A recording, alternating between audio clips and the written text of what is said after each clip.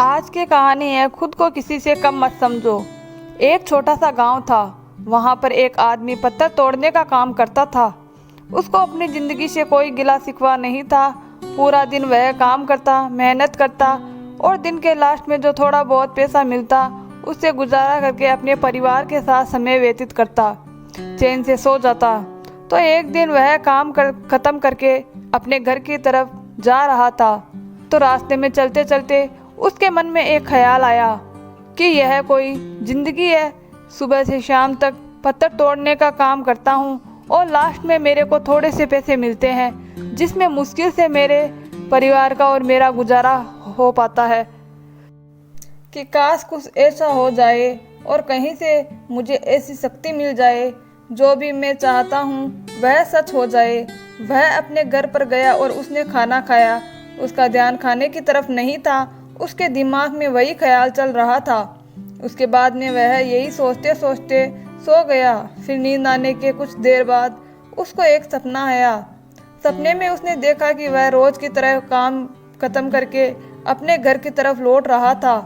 रास्ते में उसने एक बहुत ही बड़ा घर देखा। उसके मन में आया, काश यह घर मेरा होता और इसका मालिक मैं होता।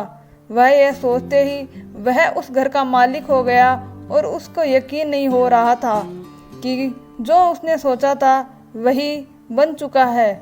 लेकिन उसकी खुशी ज़्यादा देर नहीं टिक पाई, क्योंकि उसको एकदम से शोर सुनाई दिया।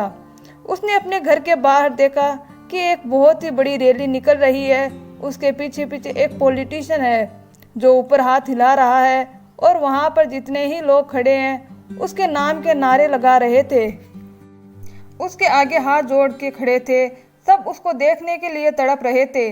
तब उसे एहसास हुआ कि मैं कितना छोटा हूँ। उसके आगे एक ख्याल आया कि काश मैं ये पॉलिटिशियन होता और मेरे पास भी इतनी पावर होती जितनी इसके पास है। और इसके इतना ही सोचने की देर थी कि वह पॉलिटिशियन बन गया।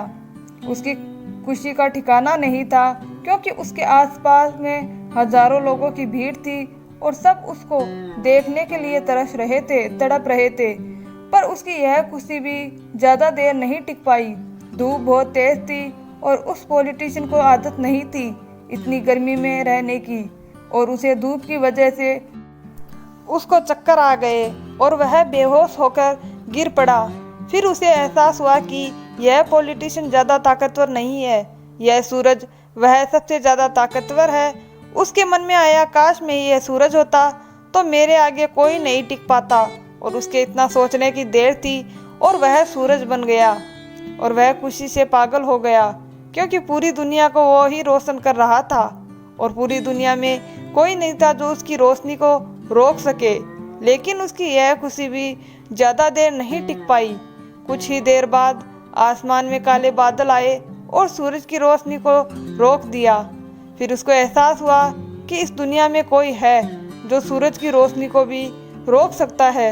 और उसके मन में एक ख्याल उठा कि काश मैं बादल बन जाऊं, और वह बादल बन गया और आसमान में उड़ने लगा। उसको ऐसा लगने लगा कि मैं आसमान में उड़ रहा हूँ और मैं जहाँ चाहे वहाँ जा सकता हूँ। कुछ देर बाद वहाँ तेज हवा का झोंका आया और जो कि बादलों को उड़ा करके ले गया। फिर उसे समझ आया, यह तो बादल है, वह सूरज की रोशनी को रोक सकते हैं पर हवा को नहीं रोक सकते।